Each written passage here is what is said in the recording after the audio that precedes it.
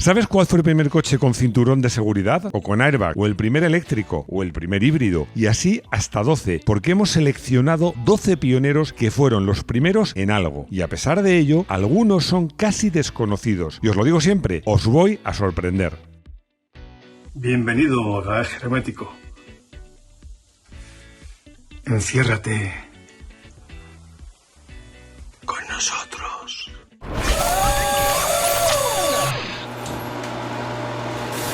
Os voy a sorprender no solo porque algunos de estos coches sean desconocidos o poco conocidos, sino porque hay muchos, digámoslo así, lugares comunes. A ver, por ejemplo, el Forte no fue el primer coche fabricado en serie, ni un Volvo fue el primer coche que llevaba cinturones, ni el Citroën Traction fue el primer tracción delantera. Y bueno, y también hay leyendas urbanas en el sentido de que ahora nos quieren vender los híbridos y los eléctricos como que fuera lo último de la inventiva y de la tecnología. Y lo sabía hace más de 100 años. Os confieso que hacer este tipo de vídeos en los que hay que investigar y escarbar en la historia para encontrar coches raros y también, como diría mi querido Quijote, para desfacer entuertos, porque hay, como os digo, pues muchas medias verdades o leyendas urbanas.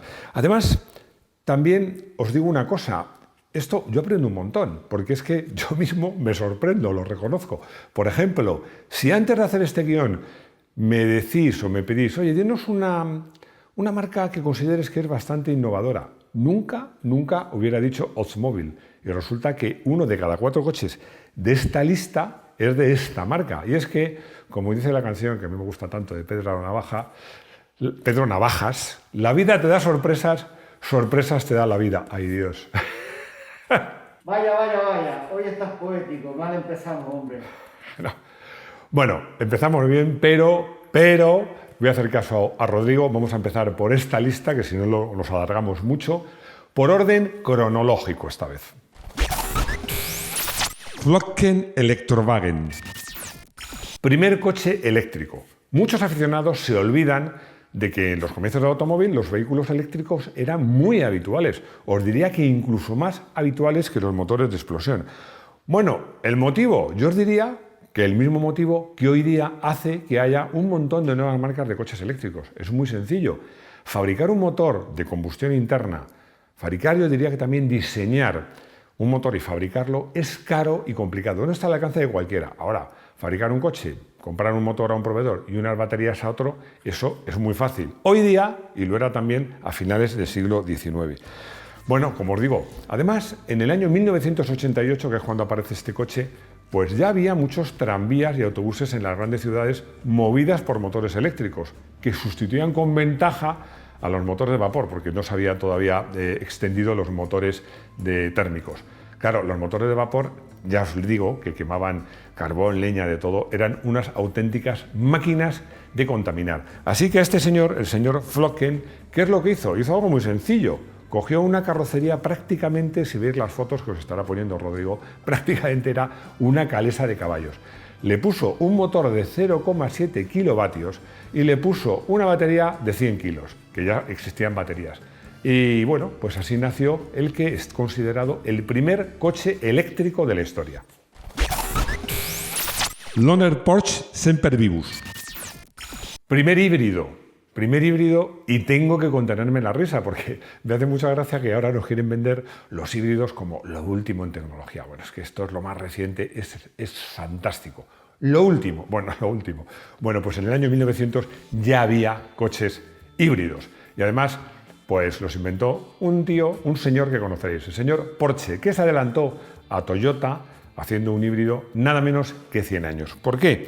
Porque, como os digo, hace 120 años, bueno, un poco más, pues Ferdinand Porsche, que te contaba solo 24 añitos, diseñó un modelo híbrido, que además me encanta el nombre porque lo encargó Lohner, que era el fabricante, le puso el apellido de Porsche y lo llamó Semper Vivus, siempre vivo. Bueno, pues de este coche tuvo mucho éxito porque en esas fechas vender 300 unidades entre 1900 y 1906 era todo un éxito.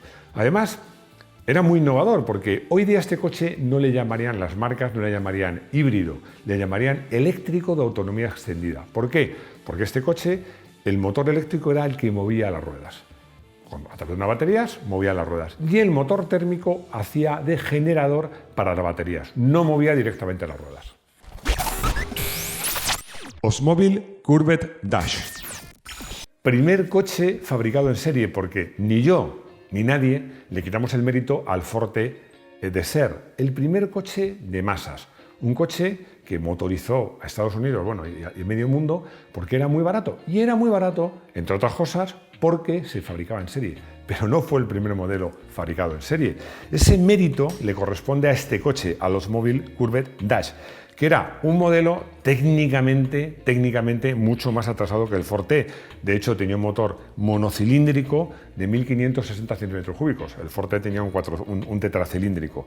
Bueno, este coche, el Oldsmobile, conseguía una velocidad máxima terrorífica de 32 kilómetros por hora. Como os digo, el Forte era un coche mucho más avanzado, más barato y se lo llevó por delante. Spyker. Primer coche de tracción total, pues esto lo diseñaron en el siglo XIX dos señores que se llamaban Émile Gustave Dewar y Joseph Valentin Laviolette, que diseñaron en un primer momento la versión 60-80 caballos y luego un par de años más tarde en París presentaron la versión 32-50 caballos, que lo más llamativo que tenía este coche es que contaba con tracción total. Bueno, no obstante, conviene recordar dos cosas. La primera, que era un coche de carreras. Hago esta advertencia porque luego en el consultorio esto va a dar lugar a una consulta. Y luego, de que también me río que este coche se adelantó 80 años al Audi 4. Bucciali TAP 6. Primer tracción delantera, porque no fue el primer tracción delantera el Citroën Traction Avant. No fue.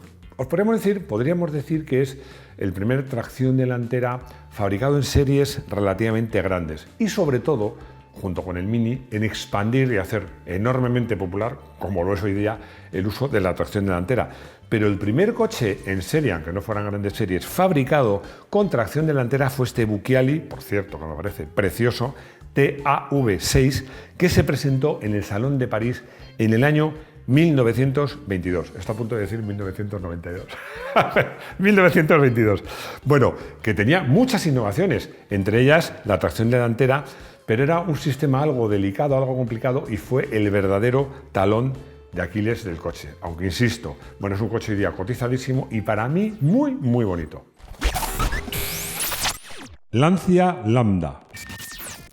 Primer coche con chasis monocasco, porque hoy día, salvo alguna rareza muy rareza y salvo algún todoterreno, todos los coches utilizan, bueno, y por cierto, algunos autocares cada vez más, utilizan el chasis monocasco. Bueno, y algunos, porque la mayoría ya lo sabéis que en consiste esto, pero algunos os preguntaréis qué es. Muy fácil, al comienzo del automóvil, pues los coches tenían un chasis que era básicamente de vigas de acero. Y estos coches lo que hacían era que, sobre ese chasis de acero se ponía una carrocería. Pues estos coches no, en la propia carrocería era el chasis.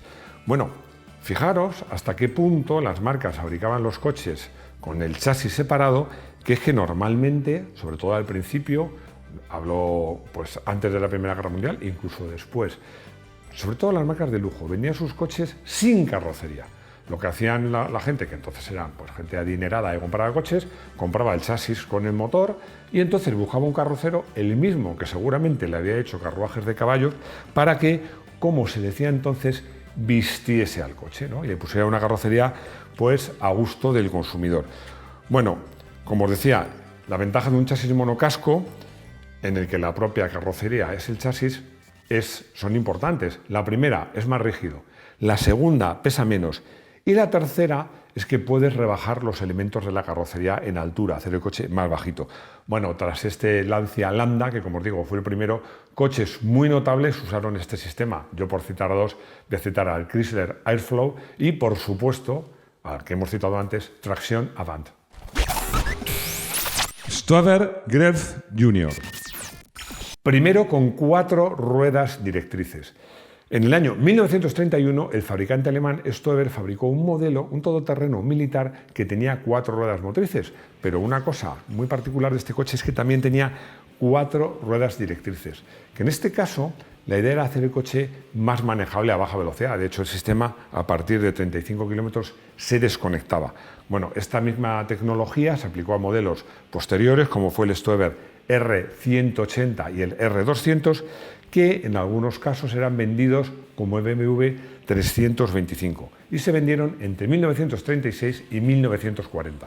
Mucho más adelante, este sistema se empleó no solo para conseguir que el coche tuviera más manejabilidad a baja velocidad, sino también para que fuera más estable y más manejable a alta velocidad. El pionero en este caso fue el Honda Prelude 2.2, bueno, en concreto el modelo 2.2 VTEC, que el modelo de la tercera generación, que fueron los fabricados, para que os situéis, entre 1988 y 1991.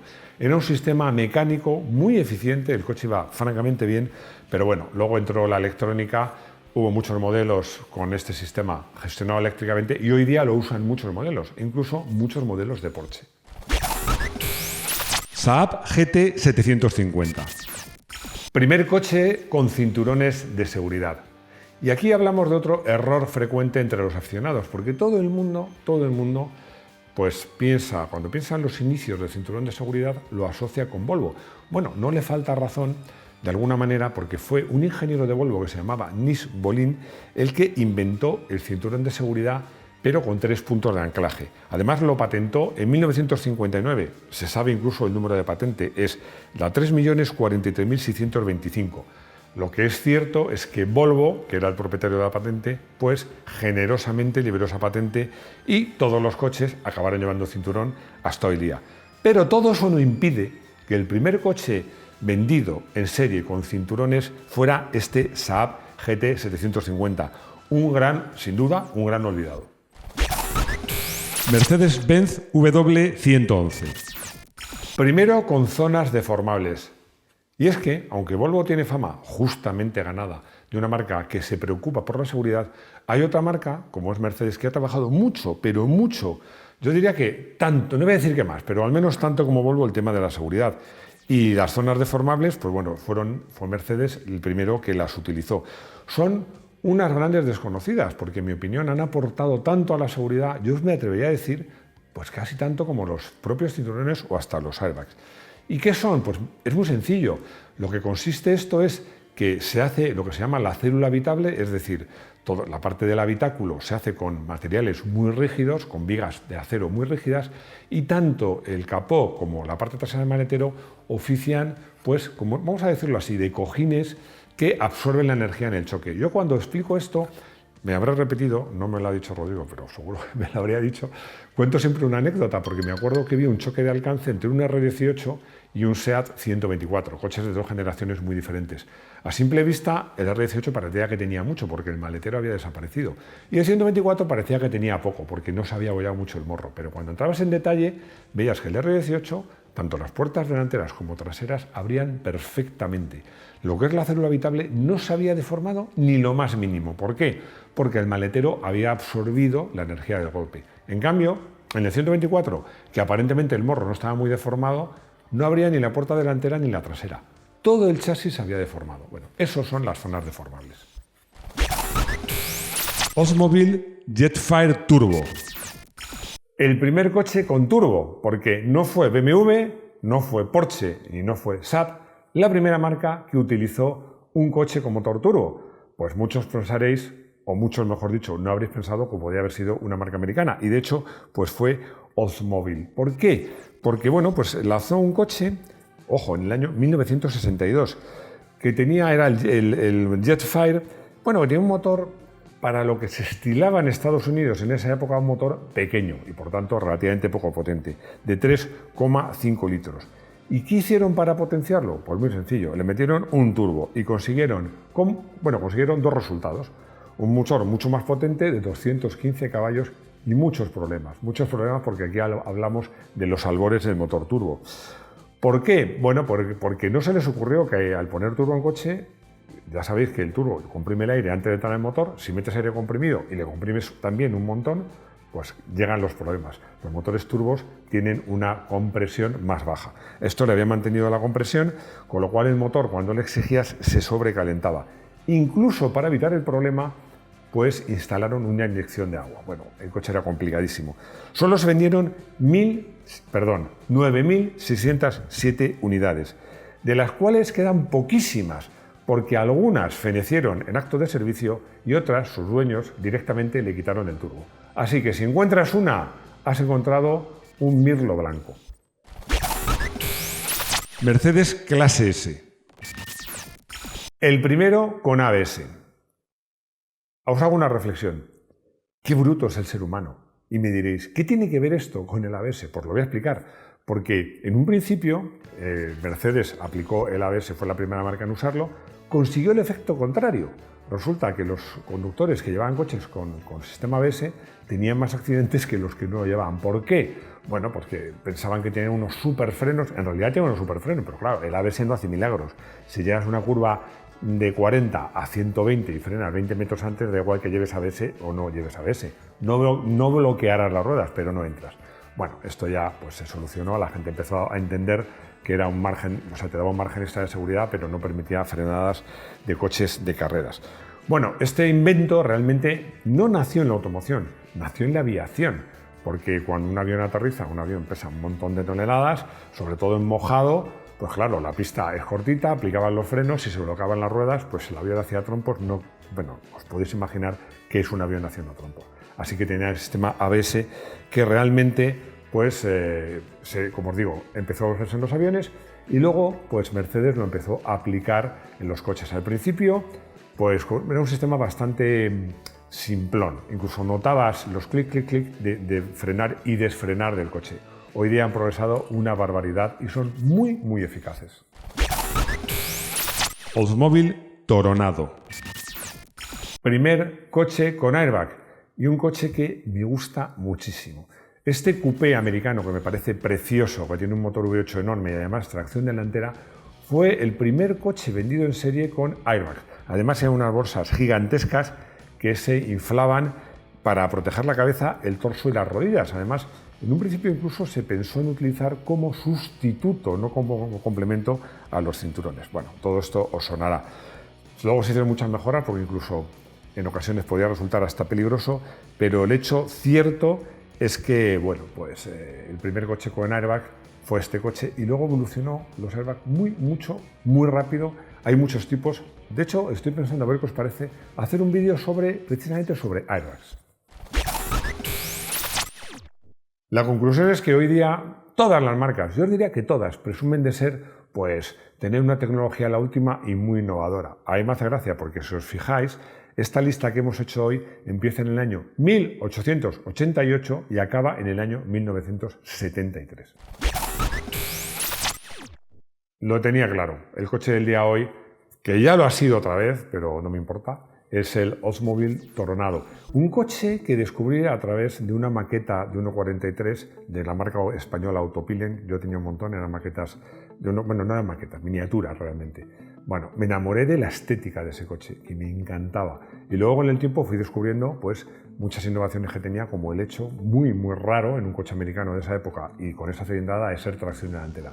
Me parece un coche precioso, espectacular y que además he tenido la oportunidad de probar brevemente y me parece que va de lujo. Iván me dice que según sus datos, el primer coche con tracción a las 4 ruedas fue el Neuburg-Wagen, fabricado en 1907 por Daimler Motoren Gesellschaft. Bueno, os decía cuando estaba hablando del Spike, que es que el Spike era un coche de competición. Realmente este fue el primer coche, digamos, de pasajeros, o sea, de uso habitual, que tiene tracción total. Pero el primero, en términos absolutos, fue el Spiker. Anselmo me pregunta por qué no se usa el turbo en las motos, con lo desarrollado que está. Es una pregunta muy pertinente y hoy mismo, vamos a grabar un vídeo para el garaje hermético de Moto1 Pro contando esto. Pero sí te adelanto dos cosas. Una, que hubo motos turbo, cuando el turbo tenía tanto tiempo de respuesta y fueron motos peligrosísimas, algunas de ellas figuran entre las más peligrosas de la historia, y otra, que hoy día podrían volver, pero con la Agenda 2030 no parece probable. Espero que os haya gustado este vídeo de pioneros, pero hablando de pioneros, os recuerdo que el Aston Martin DBR1 de 1959 fue un coche verdaderamente pionero. Y ahora la marca le va a rendir homenaje con un novísimo DBR22 que tiene un motor V12 biturbo de 715 caballos y anuncia 312 km/h.